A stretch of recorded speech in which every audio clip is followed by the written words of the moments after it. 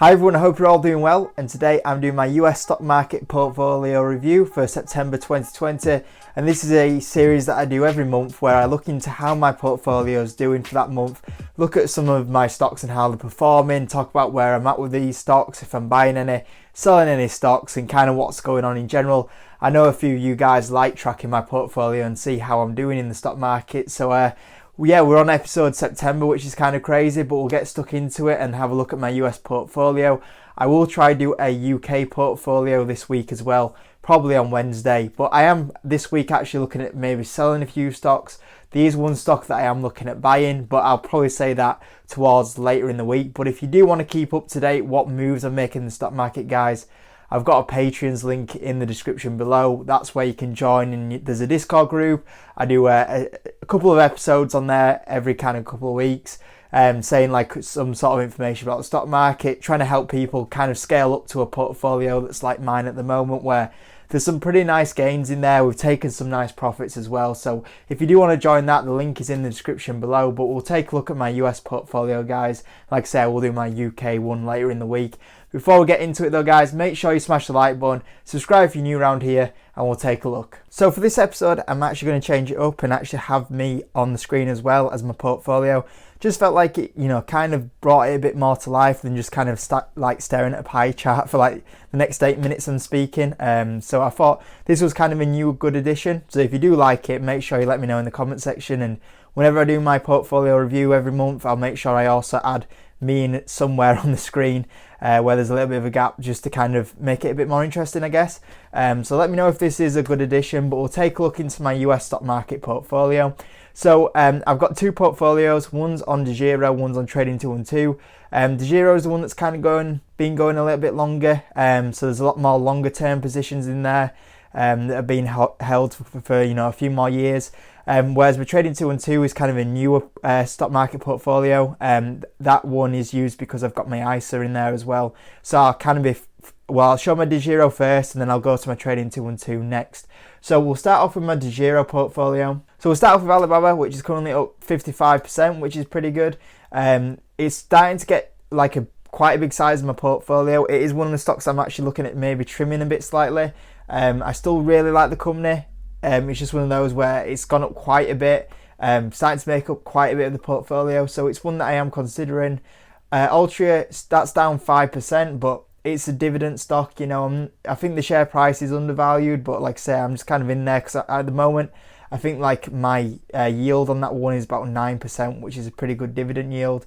Then we've got Carnival, which is down 50%. That's one of the stocks, well, I invested into Carnival pre-COVID, so I didn't really know that there was going to be a virus.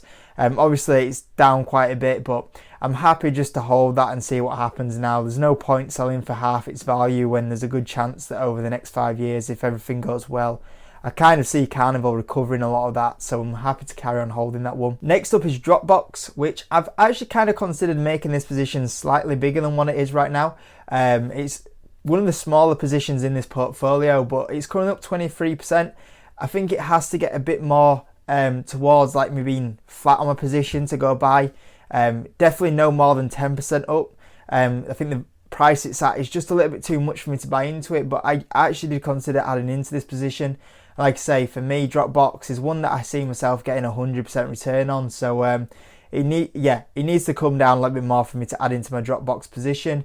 Then we've got Facebook, which is up 71%, which is really good. That's a company that I was kind of expecting it to go up 100% in like 2 to 5 years time. So to be up on Facebook already, 71% is really good. I'm a big fan of my Facebook. I think even at the valuation it's not a really crazy valuation.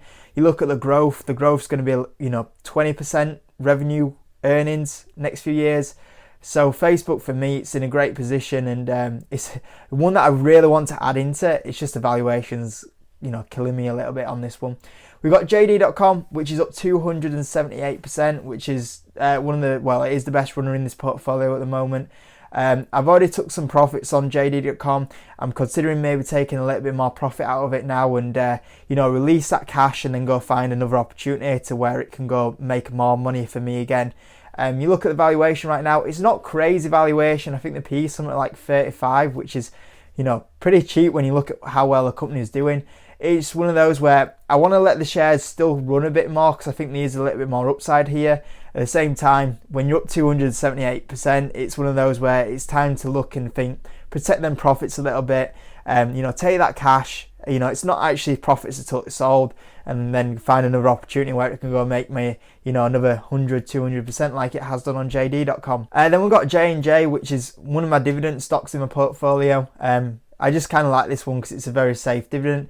I have kind of considered recently actually selling out of J&J just because I'm up 15% and I do get a dividend from it, but when I look at like a lot of other stocks and like JD.com, for example, I'm looking at JD.com and I'm like, that's gone and made me 278% in the same time that J&J made me 15%. And I'm looking at J&J, even though I really like the company, I like the dividend, I'm looking and thinking, the money that's there in J&J, can it go and make me more money somewhere else in another opportunity? Just like how JD.com made me 270% and, other companies that have made me hundreds of percentage, returns before.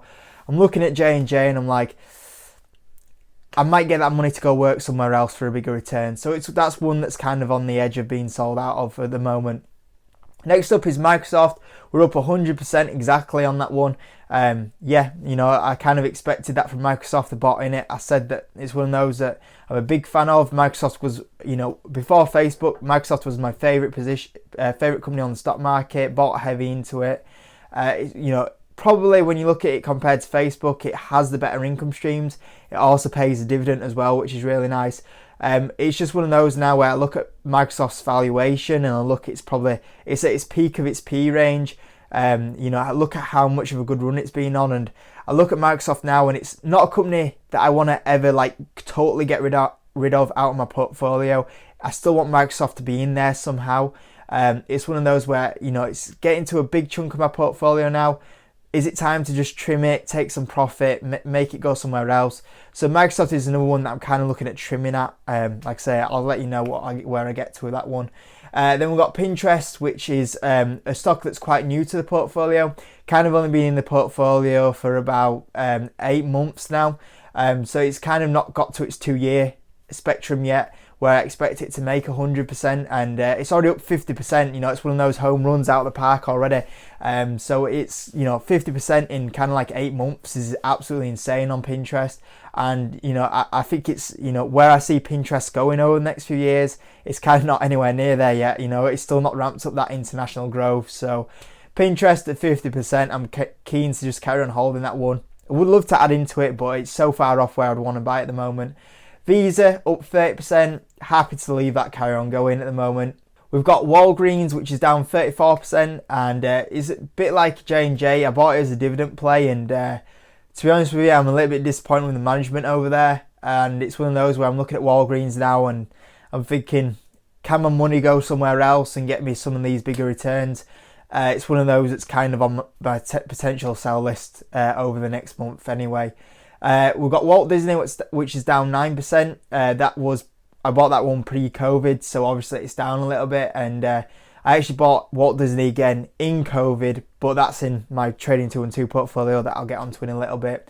We've got Gandstock, which is one of my newer positions, which is down 14%, nearly 15%. But like I say, I'm fine with it going down. I prefer when stocks go down when I buy into them, because then I can buy the stock cheaper and cheaper, build up my positions. I really like stocks going down when I buy them, and people always find that really crazy, but I actually cheer for my stocks to go down in like the first year. Like Pinterest is a company that I would have loved to make a massive position. It could have been probably my top 3 biggest positions, and because of it going up so quick over this 8 months, I'm like, it's a decent position, but I wanted it to be a bit more than what it is, and that's just because it shot off straight away, and I'm kind of a little bit gutted. But like Gang is the perfect example now where I can just keep buying into it at these sort of valuations, and then where I see the companies going in the next 2 years, then I'll start getting the benefits in. We've got Huya, which is one of my new Chinese companies, and this is kind of one of the reasons why I'm looking at trimming Alibaba and JD, is that I don't want to have my portfolio made up of too many Chinese companies. Just because if anything happens, like Boohoo we had the other day, we didn't kind of see Boohoo dropping 10%, but one news article, bang, stocks down. You know, same with Chinese stocks. If the US want to start pushing that the Chinese economy is shrinking again, then it'll send a lot of these Chinese stocks down. It's one of those, you just got to, you know, be prepared for every situation, especially at the valuations we are at right now. Making a good percentage of the portfolio, up 17% already. And like I say, I'm a big fan of Huya. What can I say about it? So now we're going on to my trading 2 and 2 portfolio. Ultra, this one is up 5%, same again, in there for the dividend, 9% dividend yield on this one. Big fan of it. Share price is quite cheap as well. Then we've got Boeing that is currently up 30%, and this is the stock that I kind of focused on in like COVID.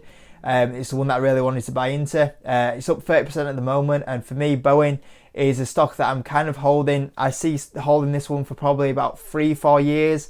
I see when, you know, air travel kind of gets a bit back to a bit more normal from here, and then I see the stock going up quite a bit. I think from where the prices that I bought into Boeing, I see myself probably making 200% on this one, maybe even 300% on this one. So this is kind of a longer hold, but I see bigger rewards in buying Boeing and COVID.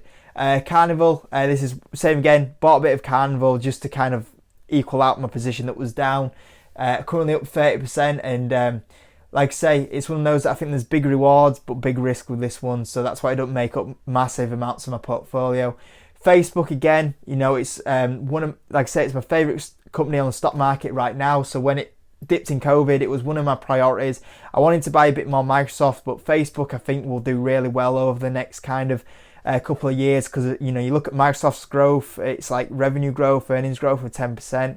You look at Facebook, its growth is going to be like 20%, so I think it will outperform Microsoft. But we're already up 61% on that one, which is fantastic. We've got Gan in here, so Gan came on Trading 2 and 2 last week, and when it had earnings and dropped, I bought it in the Trading 2 and 2 account rather than the Giro. So we're currently up 1.93% on that one. We've got GW Pharma, which is down 16%, but I think obviously we've got the problems with the Trading 2 and 2 ISA problems. If some of you guys know this one, so this position probably actually have to get sold. I probably then have to buy it in my Giro account. So that's one change that will happen probably over the next week. Mastercard, same again, just love my payment companies, and that's up 16%. Microsoft, you know, big fan of it, still wanted to add it on its lows. You know, it's up 21% right now, but you can see the difference between Microsoft and Facebook. Kind of bought at the same time. Facebook's up 20%, Microsoft's up 20%, Facebook's up 60%. So that kind of theory that I have of Facebook's going to outperform Microsoft over the next 2 years, you kind of see that already happening right now with the recent jump. We've got Pinterest that I added into when it was kind of into the COVID situation. That's up 84%. Once again, you know, a bit of a home run out of the park on that one. And yeah, I don't really want to sell it, you know, even though like I try and make 100%. I look at the company and I'm just like, there's so much potential with this company over the next 2 years that if it's up 84% now, in 2 years, the stock can be up over 200%. We could have another JD.com in our hands here. Revolve up 12%, kind of pulled back after its jump after earnings. Kind of happy with that position at the moment. We've got Visa up 19%, and then we've got Walt Disney, which is the one that this is where I bought into the like COVID lows. You know, that's up 25%. Then we've got my small spec stock, you know, Workhorse in there, down 12%. I'm just happy to leave that where it is right now. So guys, that's my US stock market portfolio, September 2020. I hope you enjoyed the video, guys. As always, make sure you like, subscribe, and I'll see you in the next video.